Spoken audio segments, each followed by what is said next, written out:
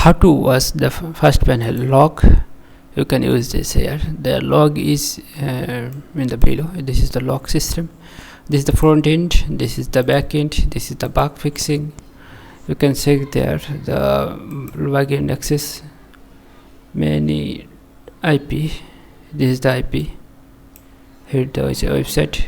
This website hacking. They try to access this website. Post request, and the post request with this data. And front end error, there is no front end error, and this is the front end access. This is the IP. Try to access this website for here, and this is the front end access, front end no error, back end access, and back end error log. There is the back end error. Try to access this website. This website. The user hit this website, try to get this info, test app.dev.php.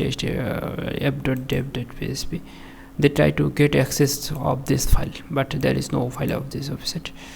So this is the log you can use to secure your website, to secure security of the website. How attacker, how bot, how hacker try to access your website. Like this is one type of bot or hacker try to access this file, but our website there is not any type of this file.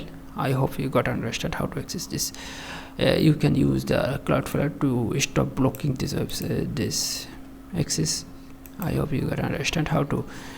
You can see my another video how I set up my Cloudflare rules to block this access.